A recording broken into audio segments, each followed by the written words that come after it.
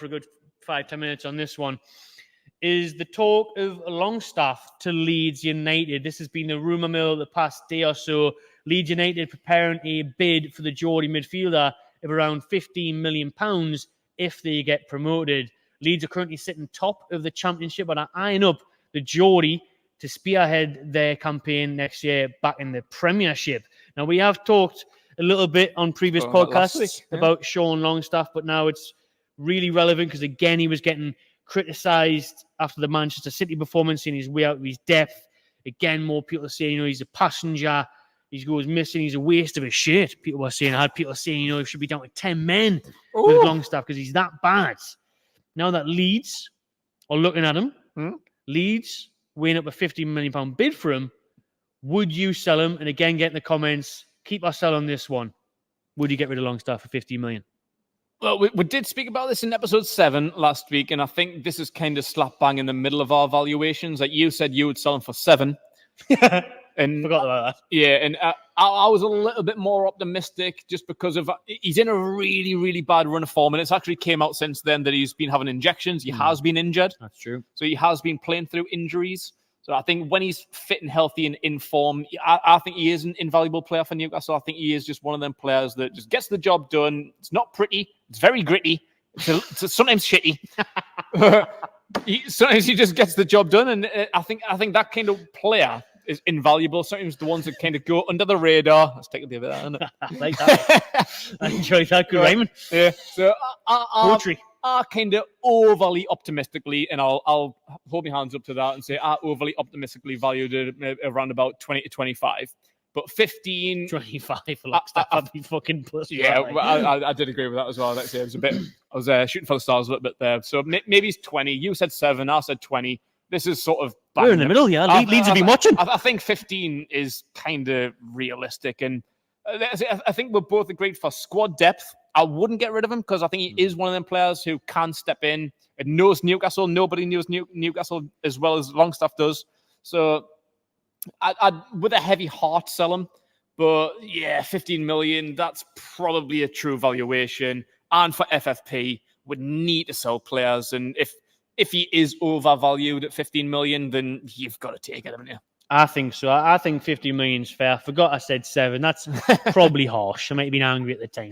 And like we'll have Eddie Howe has came out and said that he has been playing with injections. He has been injured for quite some time. He's struggling, but he's playing his heart out because he loves the club, that type of thing. They don't realise what goes on behind the scenes, is what he said about how much effort the likes of Longstaff are putting into to carry on. And I didn't doubt that either. I don't doubt it. Sean Longstaff, he's one of our own. And he is. He's one of us. He's a Geordie. He's from Shields. Great. But I said in the Man City reaction, we need to stop picking players based on birth certificates. I don't care if he's from Shields anymore. I'm not going to start Sam Fender because he's from Shields. You know what I mean? But for... Brucey was one of our own. He's from Moore's End. I'm from Moore's End. He's from Moore's End. And like if Paul Dummett, who's just taking up a space in the squad for no reason. I think there's more people ahead of Sean Longstaff I would rather get rid of. And obviously the main one is Tonali, who can't play, so that's the most annoying thing. Yeah, but some of the players that you need to get rid of aren't really worth now. It's like you had Dummetts and your Richies, like Mark Gillespie's, Loris Karius, even Emil Kraft. I think Kraft's underrated and just signed a new contract, but you're not going to get 15 million for an Emil Kraft. And Dubravka, you probably wouldn't get 10 million for him because of his age. No. So 15 million, it's a good offer. I think it is a good offer. And like I say, for FFP reasons more than anything, I would love to keep him around for squad depth. I think he could be a good part of our future. If we are going to develop and maintain a top 4, top 6 level, having someone like a Sean Longstaff in the squad, even if it's low down, I think it would be a nice sentiment. More sentiment than I feel like Dummett, who's been sticking around for the last 2, 3, 4 years due to sentiment alone.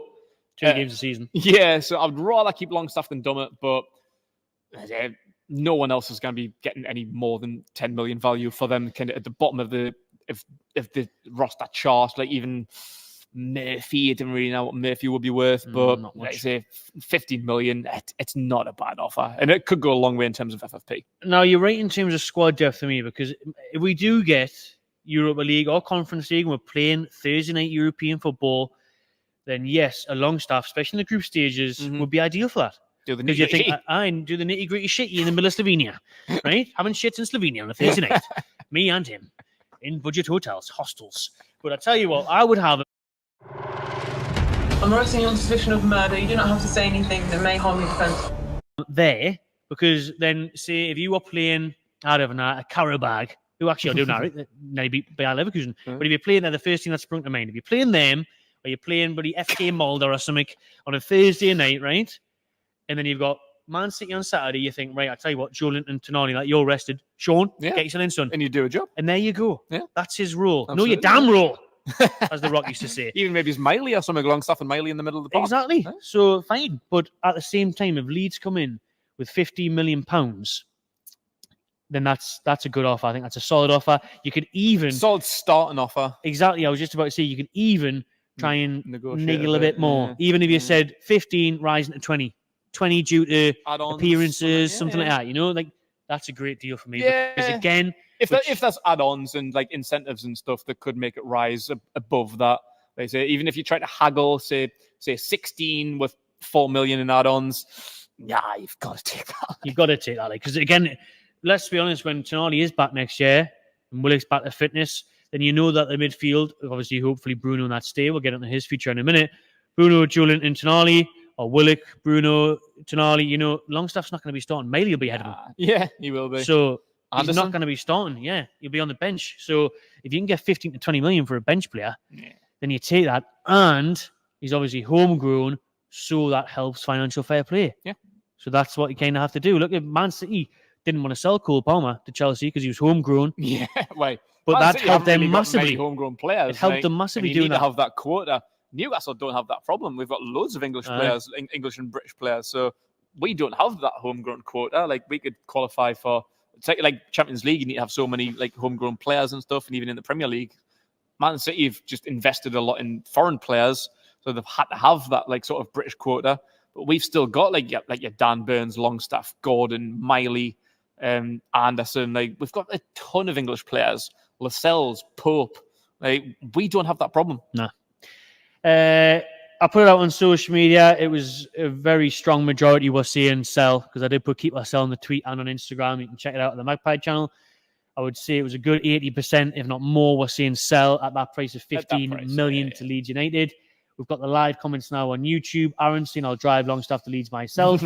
Anthony says good move for Sean and for us, which I think is. Fair. I think Leeds United, especially if they got promoted. Big club, very back good in the team. Prem. I think that's a great move for him. Very good team, especially if they are in the Premier League. Like, I wouldn't wish him on the Championship. I think he's better than that. But a newly promoted team, such a massive club like Leeds, I think it'd be a really, really good move. I think still north as well. Exactly. He has to move to London. Still close to the Whitley Bay hockey team. I love so dearly, and he's still close to his family and stuff. And again, when you think of Leeds, it is a big club, passionate fan base. Massive. He could go there and be a star. He could be one of their main people. They could cheer him on. And God forbid that they get relegated. Like, they'd love to keep him around. Like, if they went back down to the Championship, he'd be absolutely class in the Championship. He would, really good. Gone are the days we wanted 50 million from him. Says Kenny, remember that? Man United, 50 million. How true was that? That was very, very over optimistic. But that was only like 6 months into his career or something. Like, he literally just broke into the first team that November or something. And then by the summer, Man United were, I think they offered 30 million, but like now we want 50. Yeah. Get out. Should have took 30 million. Remember, obviously, I seen Matty's brother, didn't I, in Greece when I was living out there this summer, and he was laughing his head off, taking videos of us, pretending to ask him questions about it. They got Matty. Aaron as well saying, sell and get someone better. 15 million pure profit helps towards financial fair play, and we can get a proper number 6 in. Yeah. So agreed. Makes sense. And he is saying he's English, Premier League proven, and only 25. Got to be worth 20 million plus. Well, that I can agree with as well. That was kind of the point that I was getting to last week. Like I say, he is still young. He's valuable. I say there's a lot of English tax as well. Like, say Man United wanted to come back in for him and they were trying to offer 15 million. We would probably turn around and say, now we're 125. Yeah. And I could agree with that. Like, teams, if it was a big team, it's unrealistic because they're probably not going to want him. But if it was like a City or a United or a Chelsea or someone would add on that British tax and say, 25 easy. So, I think you could get rising to 20. Finally, last topic is also a bit of transfer activity because apparently scouts from Paris Saint-Germain and Real Madrid have again been watching Bruno Guimarães, but not just Bruno. They've also been watching Alexander Isak. And you both fuck off, huh? Why we're letting them in?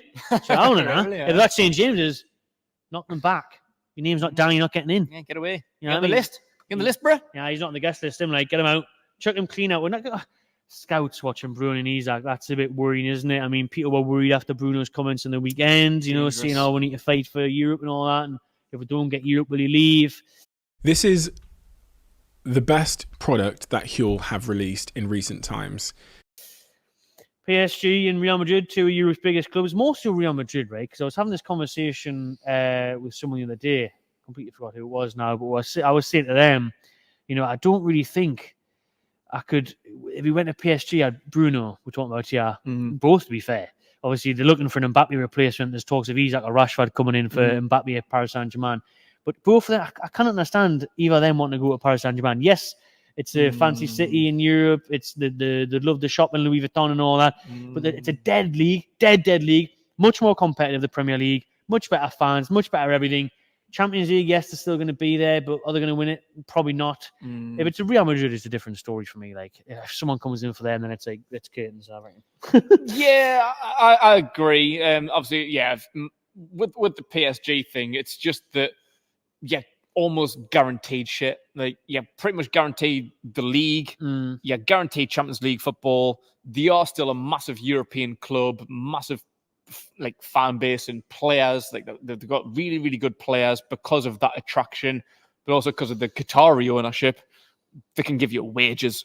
Like they're gonna give you handsome money. So I can see the attraction of PSG. Obviously, living in Paris, that is a big thing as well. Bruno's always in Paris now, and he says he loves it there. Came from the French league, so might have ties. Been there, done it, man. Been there, done it. But yeah, I do agree that Real Madrid's a different animal. I think wherever you play, if Real Madrid come knocking on the door, it's hard to say no to Real Madrid. Like that, obviously, probably the European giants. Like you forget about the boys. You forget about like Man United, Liverpool, Bayern Munich, AC, Inter. Like Real Madrid are the boyos. Like it's gonna be hard to say no to Real Madrid. So it would be, and it would be hard for the club too as well. To be fair, now because obviously Bruno, what I've heard is obviously the release clause is around 100 million. And it is apparently, it has to be upfront in cash. Jack Grealish special. And that's the only player in history that has went for an upfront fee of that much. Yes, players have went for big sums before,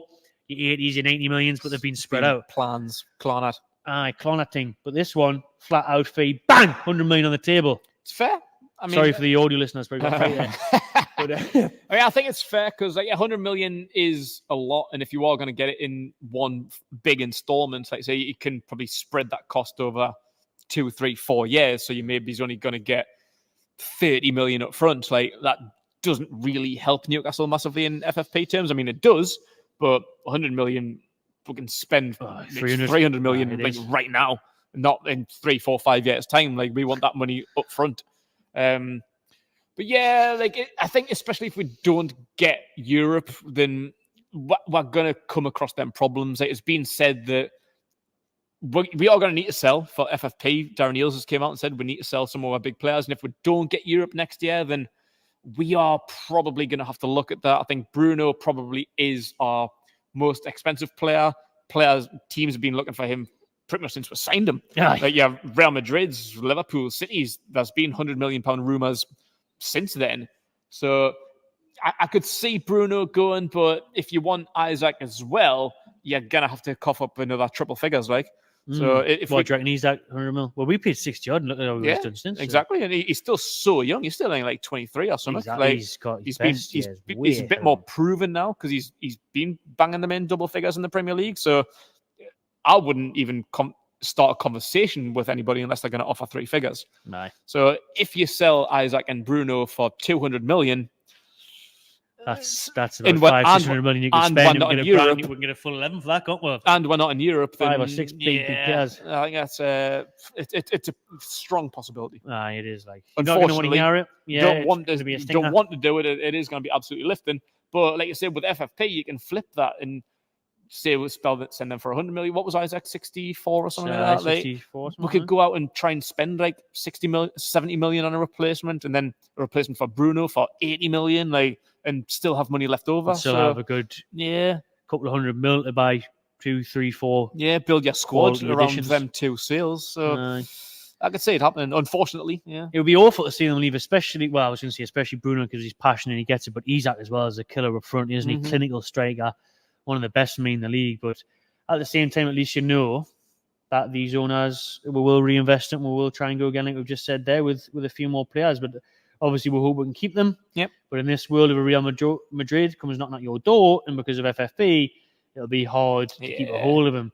Andy makes a good point here. I'd be more worried about Man City coming in for him because, again, Pep Guardiola was... Yes, I would much rather sell him abroad than keep him in the Premier League and have to go up against him. I wouldn't want to have to boo him either. That would be devastating. If he goes to PSG or Real Madrid, then fair enough, pack your bags, see you later. But staying in the Premier League and have to come up against you twice a year, maybe more if you get drawn against them in the Cup, which we would. That would be heartbreaking. I wouldn't like to say that. That'd be devastating. I think if I think Bruno will stay for another year or so. I don't think you leave it this summer. I think he'll stay for at least another season. But it is difficult because I know he wants to stay, and you know, like the passion that he's got, like especially Bruno. You know, like how much he seems to have like properly like invested in the city and the club and the fans. Like he's fully another Geordie boy now as well, isn't he? Fully involved. Had Geordie 2 kids born in Newcastle, so you know he's always going to have that connection with Newcastle. But yeah, I just think if we don't get European football this year, and that's a big reason why we need at least